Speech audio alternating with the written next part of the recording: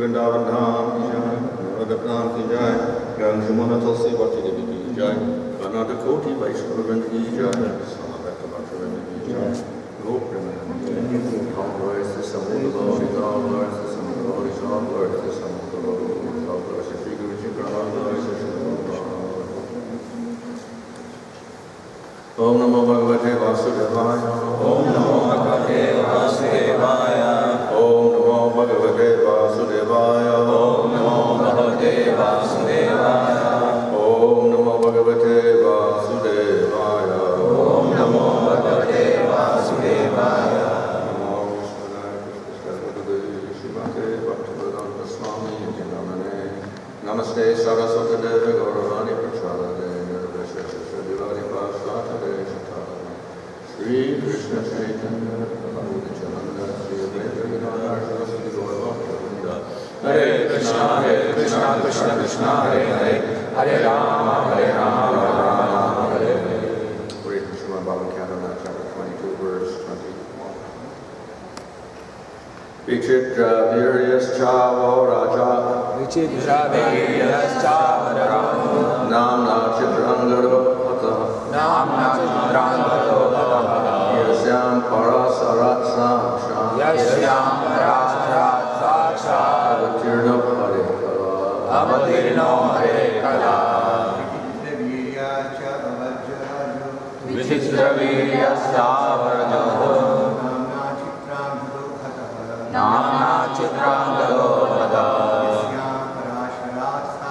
Yasyam Parasarat Saksha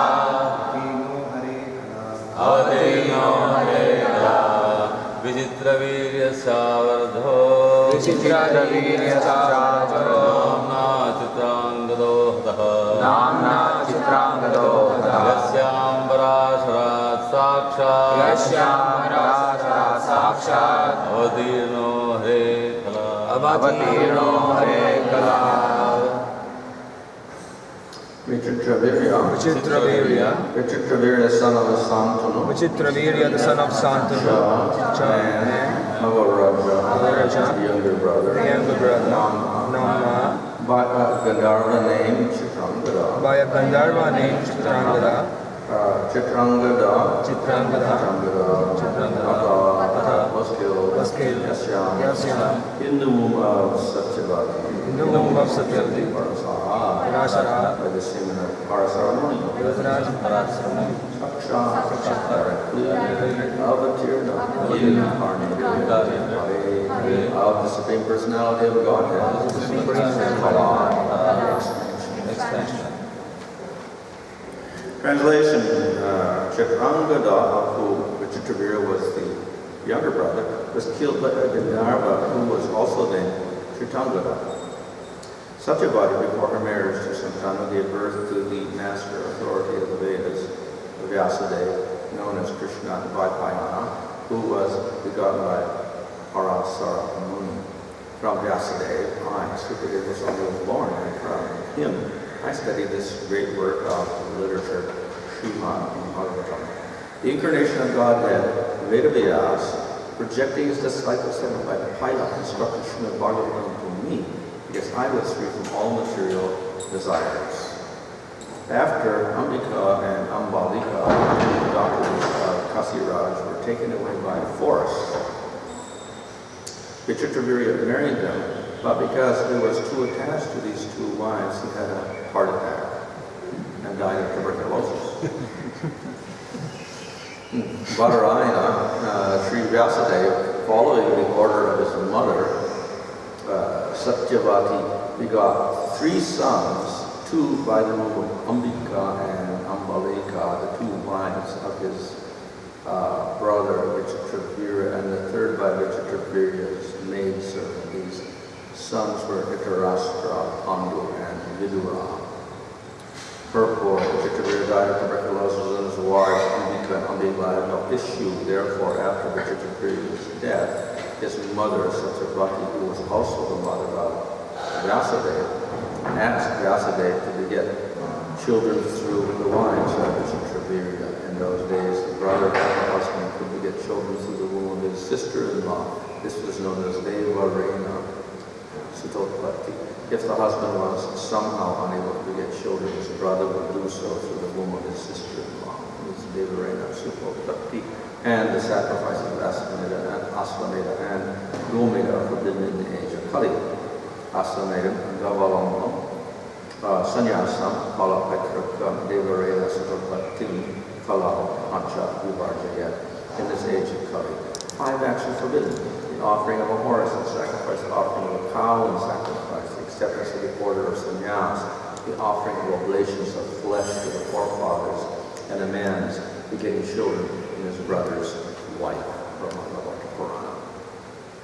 Dhritarashtra's wife Gandhari gave birth to 100 sons and 1 daughter, O king. The oldest of the sons was Duryodhana, and that daughter's name was Dushala.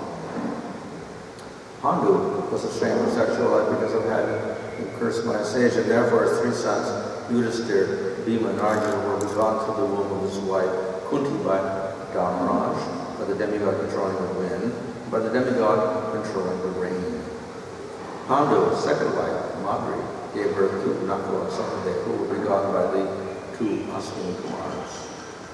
The 5 brothers, headed by Yudhisthira, begot 5 sons through the womb of Draupadi. These 5 sons were your uncles.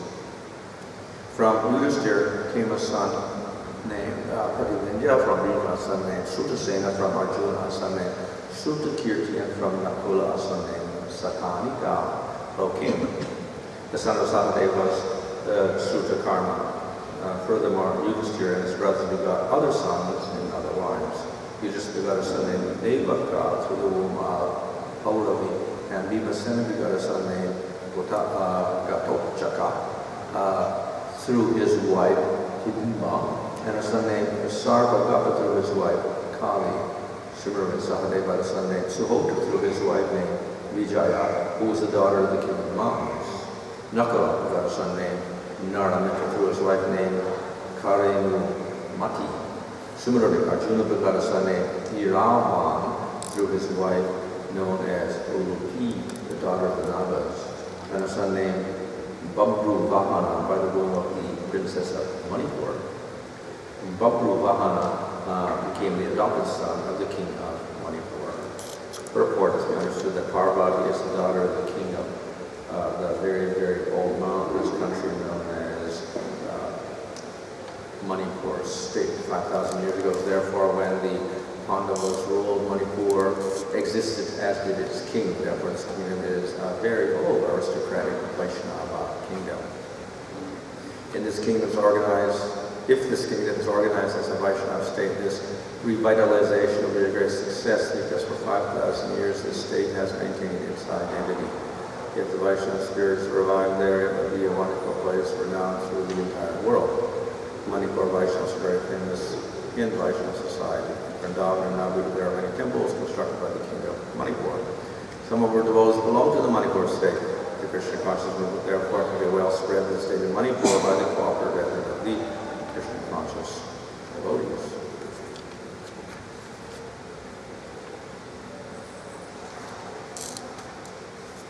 So here we have the, again, the genealogies. Here we have the, ultimately the Duryodhana and his brothers, and we have the Pandavas appearing. And as well we have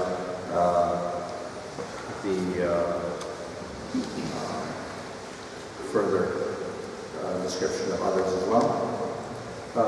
So we see there's a little complication here because in the line of kings, we find Vasudeva suddenly appears and he begets children because his, I guess it's his brother or stepbrother, we call him, I guess. His stepbrother had died, and therefore his queens had no offspring. So therefore Vasudeva, who was, I guess, the stepbrother through the mother, then he begot sons for the king. And of course, 2 sons, of course. The third son was through Vidura, through the Sudra servant, and that became the Dura. So though it was a king's line, we find that Vyasadeva somehow entered into that line also, and we can say sanctified to some degree. But we see also that the line, we have persons like Duryodhana and Yudhisthira appearing very, very contrary in nature through these lines. Dhritarashtra gave birth to Duryodhana, Pandu gave birth to Yudhisthira. So, but they came from the same line actually, through Vyasadeva, but through these different, attitudes or whatever of the sisters, etc. So, ultimately we find that Dhritarashtra was unqualified because he was blind.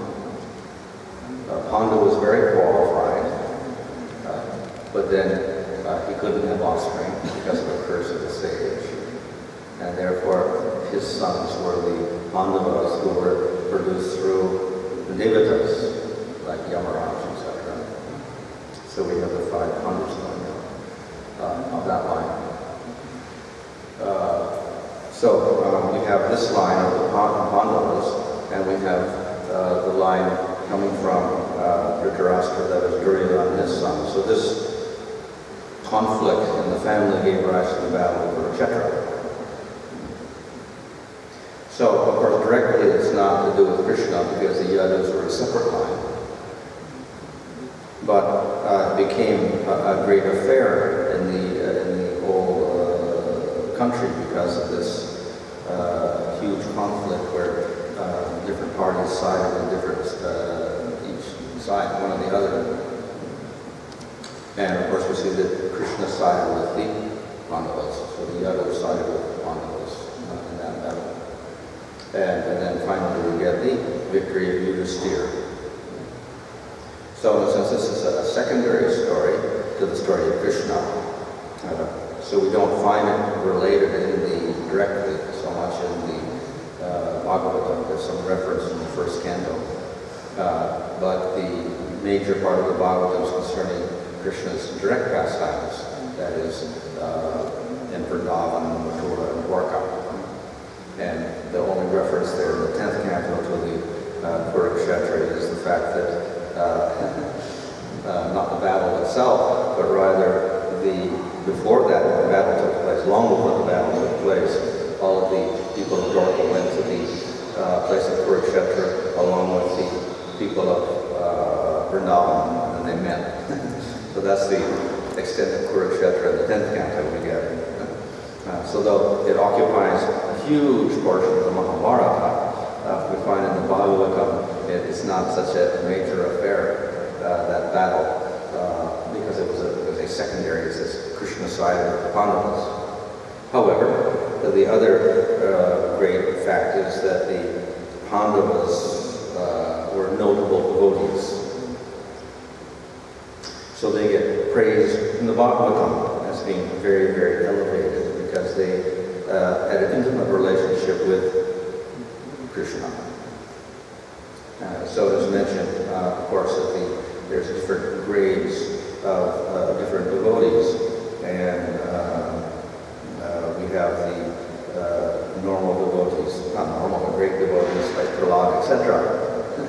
But then the Pandavas are placed above that because they got direct association with Krishna. And not only got direct association, Krishna stayed in their house. He visited their house and he stayed there, he acted as their friend, etc. So it was quite an intimate relationship. And we see that Krishna spoke the Bhagavad Gita to Arjuna, one of the Pandavas. So he had a very intimate relationship with them. So therefore, that indicates their great devotion to the Supreme Lord.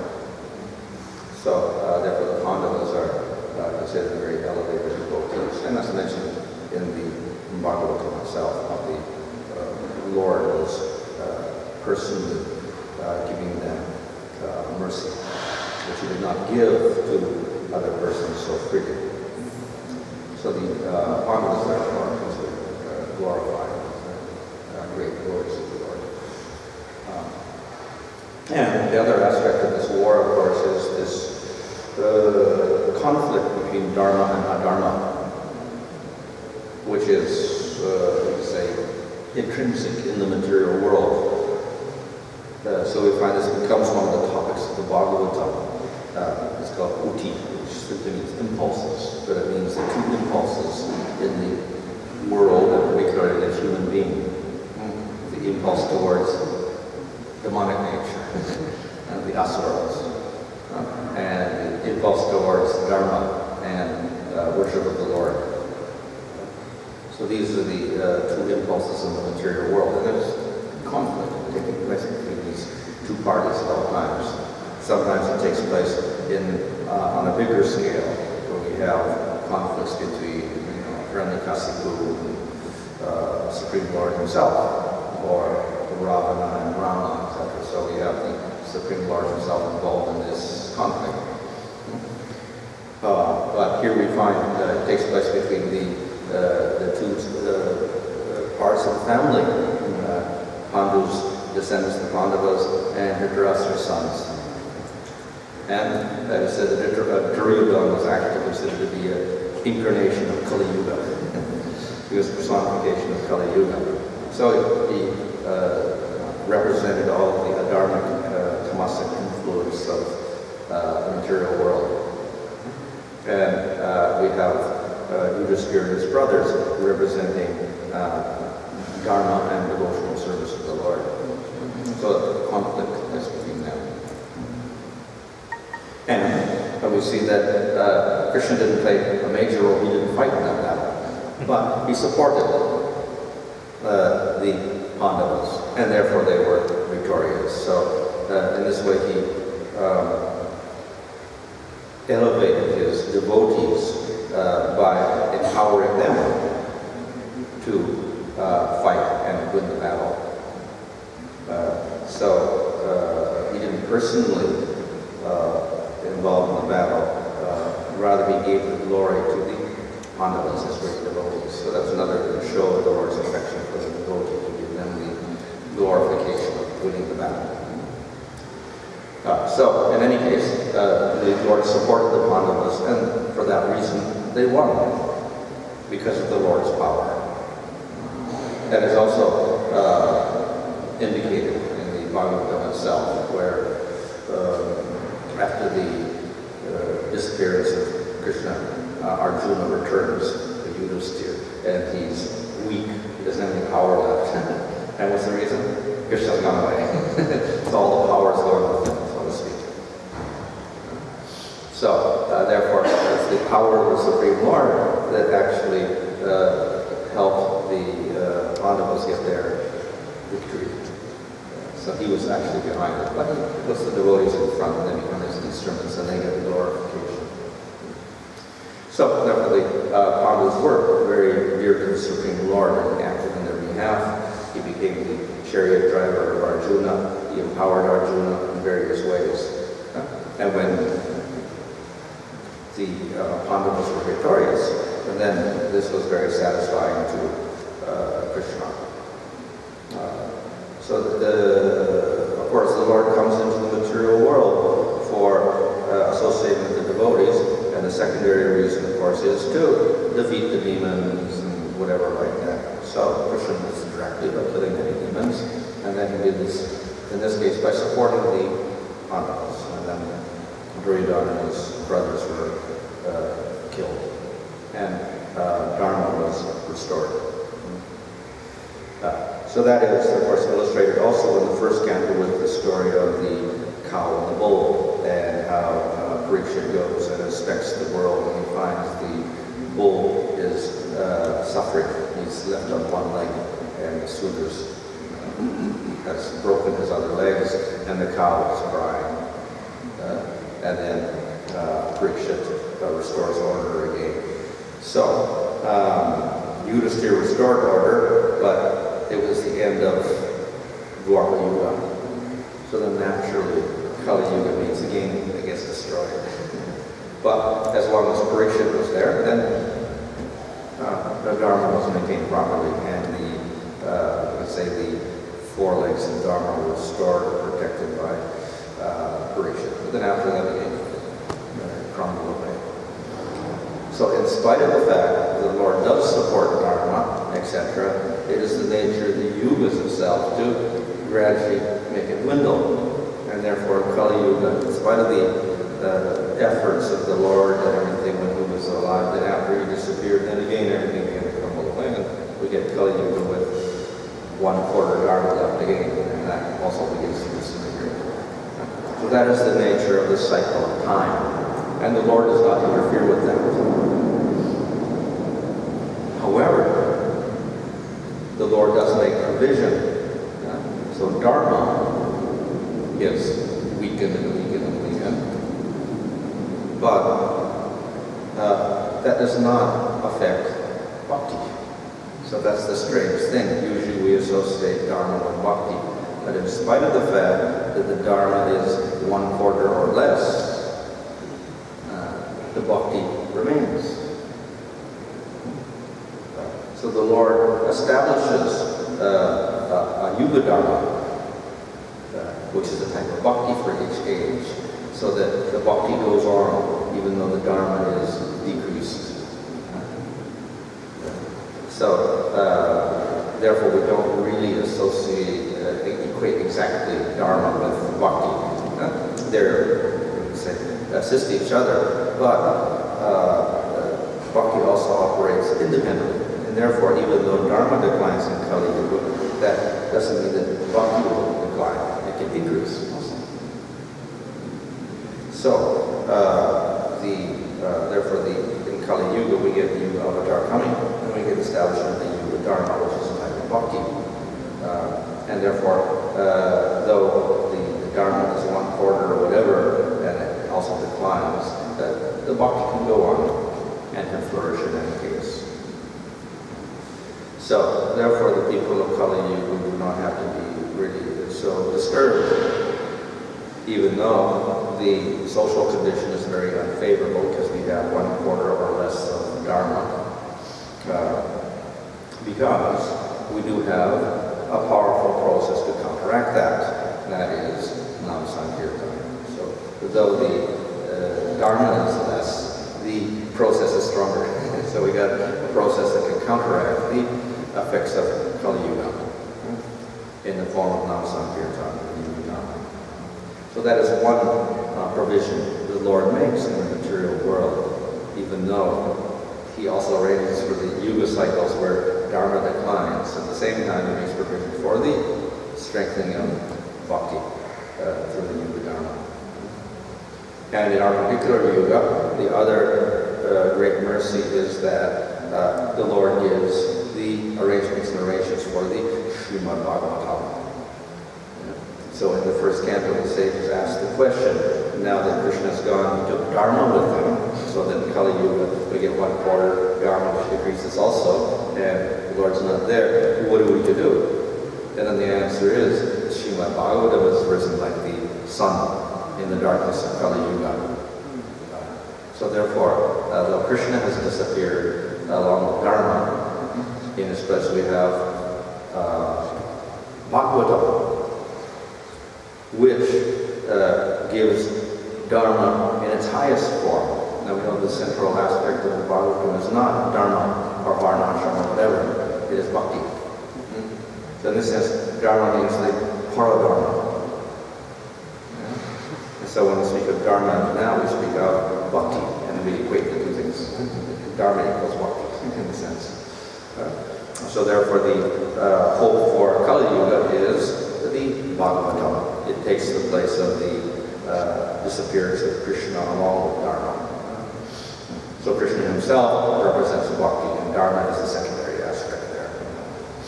And in Kali Yuga we have Bhagavatam. So we get two blessings.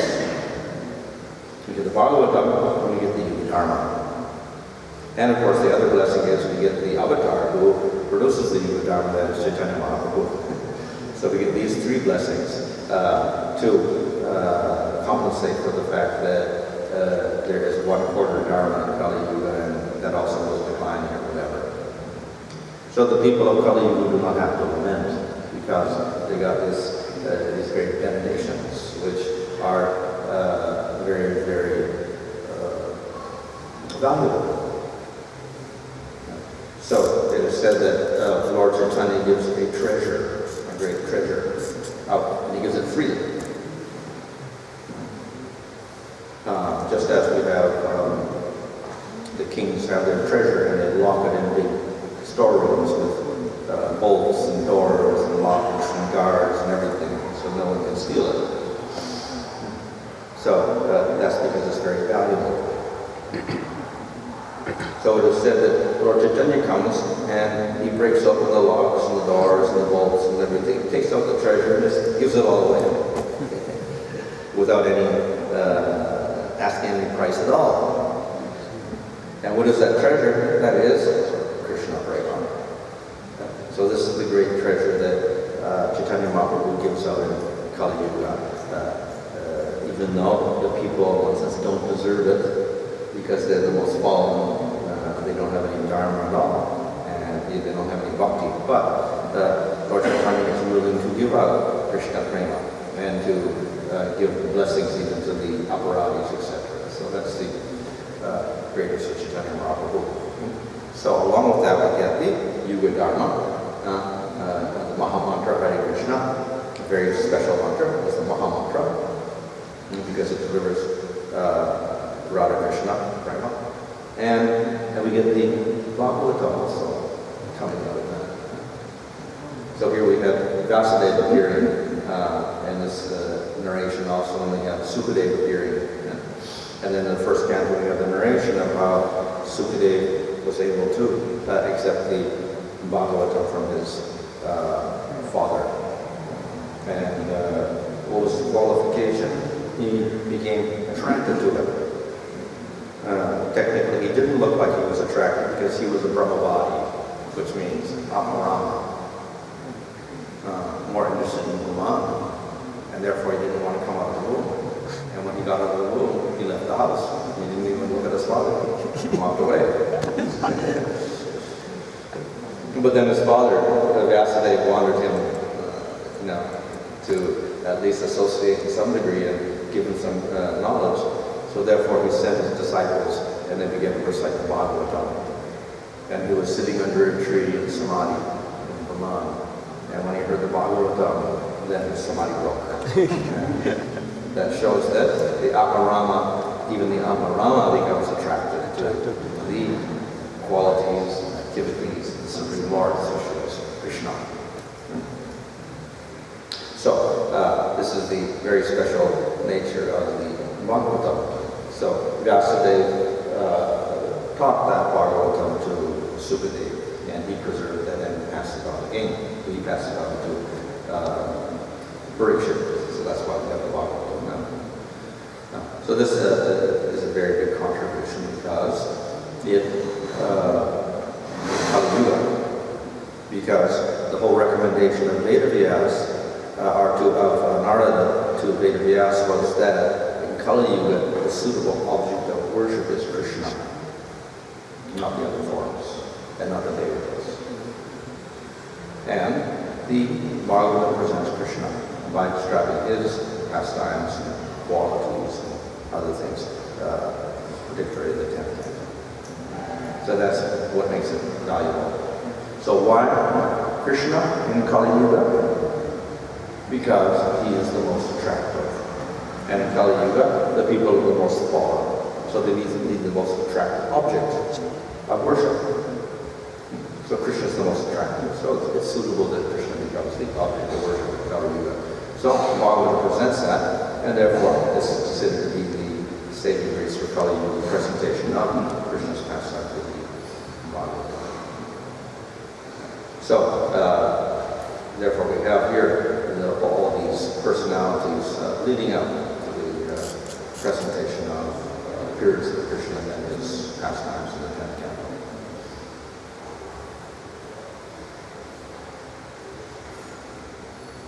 Bhagavatam was 5,000 years back, later was compiled. What about the previous years, Dwapara Yuga and Treta, Satya? You're not listening. Puranas, no Puranas. All the Puranas are written by Veda Vyasa just before Kali Yuga. Before that, all they had was the Vedas. And some other words they didn't have this. Even the Mahabharata was not there. Puranas and Mahabharata are coming out from Kali Yuga. Even the Brahma Sutras are written by Veda Vyasa. The jivas in those periods, you're not aware of all this happenings in different periods. They know the Vedas, etc., and whatever the sages teach them, they get that knowledge. In Kali Yuga, the people are most fallen. In Kali Yuga, the people are most fallen, whereas in the next Yuga, that is the Satya Yuga, like they follow Dharma. So in between the Sandhi, what will happen to these people and how will their karma be carried over to the next Yuga, Maharaj?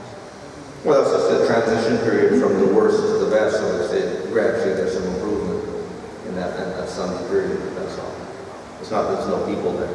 People still exist. So in the very fallen state, after Kalki comes and kills all the big demons, etc., and then there's a little bit of a rest period, recovery period, and gradually it improves, and then something starts. Then what will be the population for the next Satya Yuga? How that will be figured? It's not mentioned anywhere, but we would assume that due to in the Kali Yuga, there's much less population because it's described how the living conditions are so bad at the very end of Kali Yuga. No sunlight, no rain, etc. So the population itself is probably very little anyway, and then Kalki kills a lot of people also. So we say, and then there will be not so many people in Satya Yuga, but okay, they can propagate and populate again. So mentioned that whoever the Lord kills, they get some benediction. So every given thing by Kalki. Yeah, gets benediction also. They don't necessarily get liberation or go to the spiritual world. That is the particular quality of Krishna. So when Rama kills or Nrsimhadev kills, they don't go to the spiritual world. They become Ravana or Shishupala like that. But they don't go to the spiritual world. But they don't go to hell. So the Lord does not condemn them. He gives them a nice position in the material world, or maybe in Svargaloka or somewhere. But when Krishna kills them, they get liberation, or they go to the spiritual world. That shows his special nature. Maharaj, this question is not related to our discussion of today, but it is like somewhat relation in Yuga, as we are discussing of Kali Yuga. We see that people, there are much of killing going on, much of people doing rape. So when we see on these cases, like a person kills somebody, so does it mean that in a past life he has killed that one, and this life he again kills him, and again in this life he had a chance that he may use his free will and he will not do that activity. But so whoever does this activity, so that victim also has done those activity in the previous life. Not necessarily, no. Otherwise, we would get a repetition for eternal repetition of one person killing the other, and killing him, and killing him. That doesn't make any sense. So not necessarily. There may be special cases where that may occur, but it's not inevitable. What it means is that a person kills another person, then he gets some retribution or punishment in terms of a similar type of pain. That's all. That's not necessarily the same person, but something will happen in which he gets the same type of pain that he's inflicting on the other living entity. That's all. Not necessarily the same person. So the victim on whose this murder has happened, so does that victim had done some kind of pain to that living entity, any other living entity, and he has to suffer that pain in the life. Like the victim who is The victim of some whatever, yeah, obviously they must have had some karma in the past by which they inflicted some pain on somebody else, and therefore they get it now.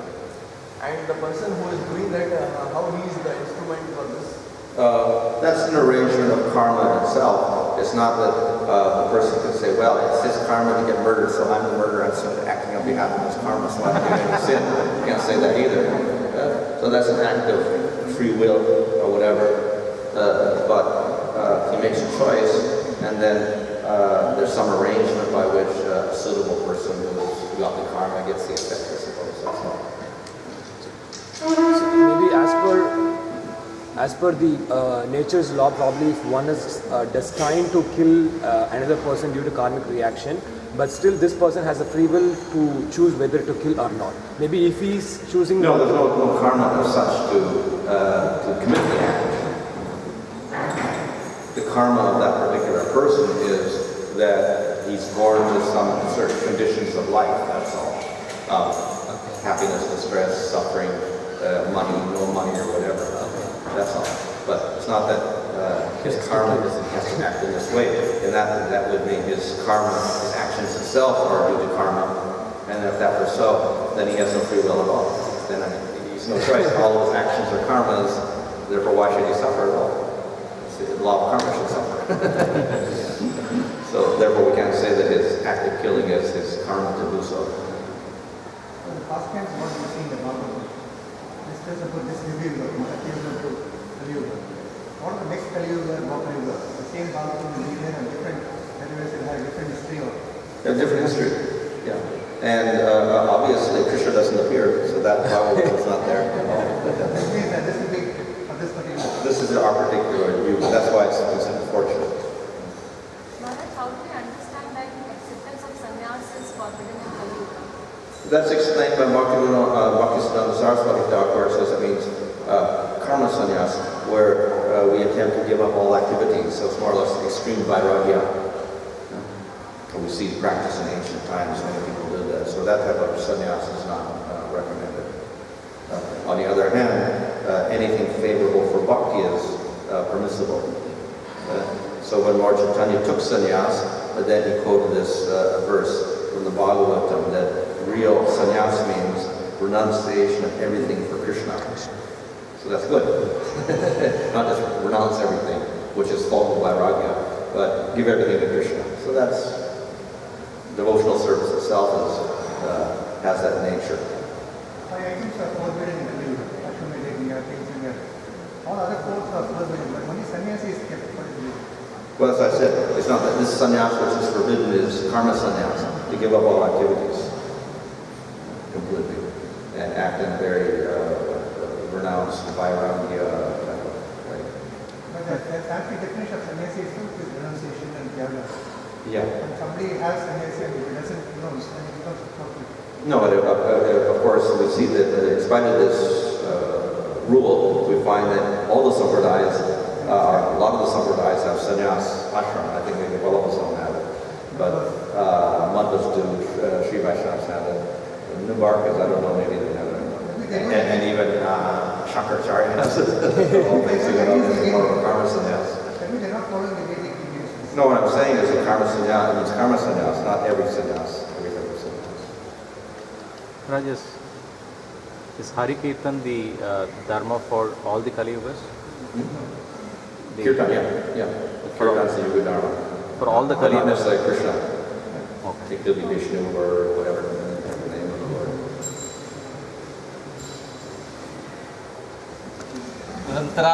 Srimad Bhagavatam.